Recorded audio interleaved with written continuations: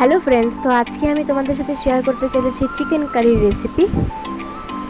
তো আমি উপকরণ হিসেবে নিয়ে নিয়েছি মুরগির মাংস, তারপর নিয়েছি টমেটো স্লাইস করে কাটা, তারপর একটু বড় বড় করে কাটা আলু, তারপর নিয়ে নিয়েছি পেঁয়াজ কুচি, তারপর নিয়েছি আদা কুচি, তারপর রয়েছে রসুন, তারপর রয়েছে গরম মশলা, গুঁড়ো গরম মশলা, তারপর রয়েছে পাকা লঙ্কা, এছাড়াও নিয়েছি হলুদ গুঁড়ো, তারপর রয়েছে তেজপাতা, তারপর রয়েছে গন্ধরাজ লেবুর পাতা ডেকোরেশনের জন্য, তারপর নিয়ে নিয়েছি নুন, তারপর নিয়েছি আরেকটু কিছু পেঁয়াজ কুচি এবং নিয়েছি জিরের গুঁড়ো। এবার আমি একটা মিক্সির মধ্যে পাকা লঙ্কা, রসুনগুলো, তারপর হচ্ছে আদা, তারপর নিয়ে নেব পেঁয়াজ আর কিছু টমেটো নিয়ে সেটার একটা পেস্ট বানিয়ে ফেলবো গ্রেভির জন্য।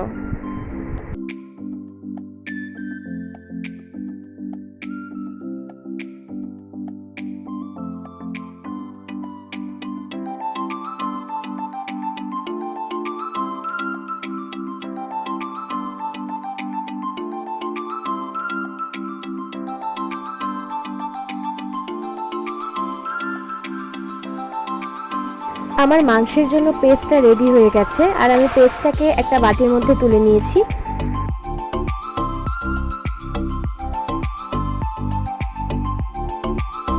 এবার কড়াটা গরম হওয়ার জন্য বসিয়েছি। গরম হওয়ার পর সেখানে দিয়ে দিলাম পরিমাণ মতন সর্ষের তেল।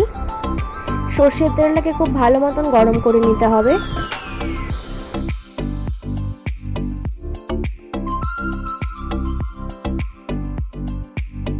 এবার তেলটা খুব ভালো মতন গরম হয়ে গেলে সেখানে দিয়ে দিচ্ছি বড় বড় করে কেটে রাখা আলুগুলোকে খুব ভালো মতন ভেজে নিতে হবে।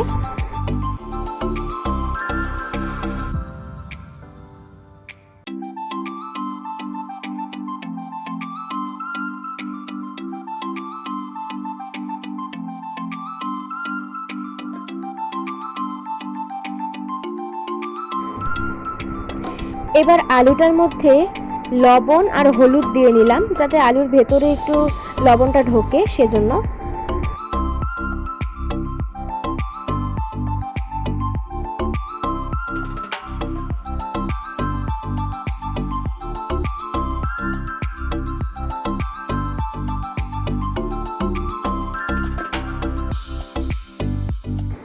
আলুটা একটু লাল লাল করে ভাজা হয়ে গেলে আলুটাকে আমি একটা বাটির মধ্যে তুলে নিচ্ছি।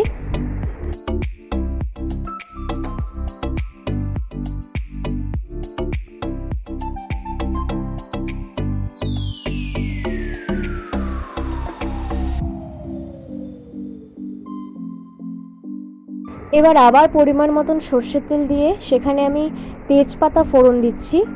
আর তেজপাতা ফোড়ন দেওয়ার পর সেখানে আমি সেটাকে একটু নাড়িয়ে নিয়ে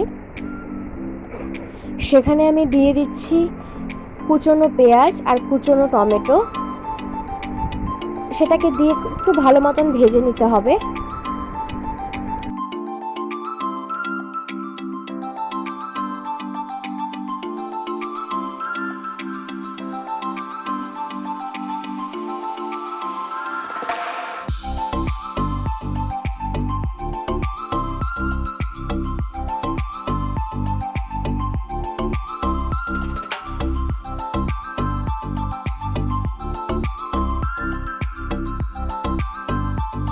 পেঁয়াজ আর টমেটোটা একটু ভাজা ভাজা হয়ে গেলে সেখানে আমি মাংসের টুকরোগুলোকে দিয়ে দিচ্ছি।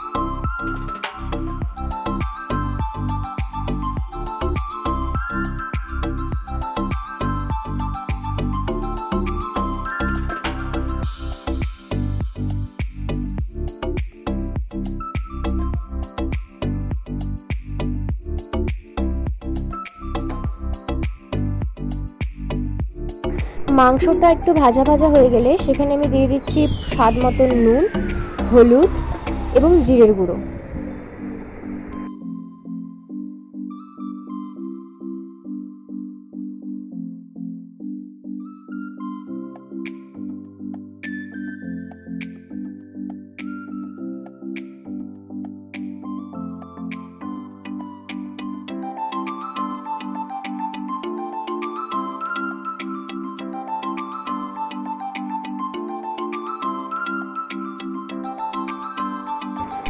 এবার আমি মাংসটার ওপরে যে পেস্টটা বানিয়ে রেখেছিলাম সেই পেস্টটাকে পুরোটা দিয়ে দিলাম।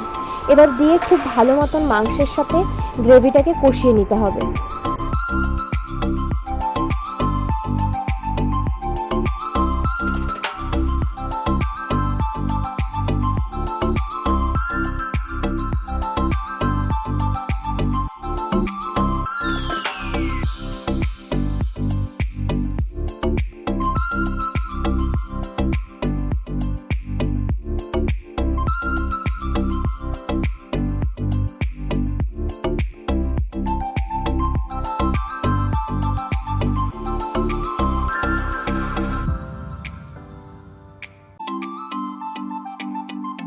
এবার মাংসটা তোমরা দেখতেই পাচ্ছ ভালো মতন কষছে। এবার সেখানে আমি দিয়ে দিচ্ছি পরিমাণ মতন জল, আলুটা আর মাংসটাকে সেদ্ধ হওয়ার জন্য।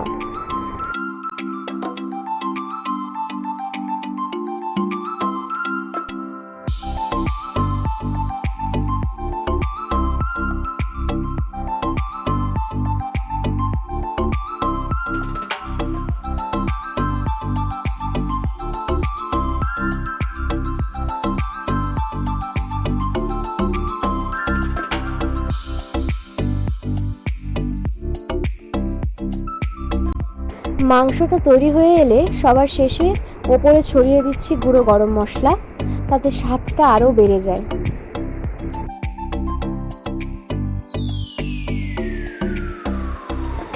গুঁড়ো গরম মশলাটা দিয়ে খুব ভালো মতন মিক্স করে নিতে হবে, নাহলে গুঁড়ো গরম মশলার একটা উগ্র গন্ধ নাকে আসবে। সেজন্য খুব ভালো মতন এটাকে মিক্স করে নিতে হবে।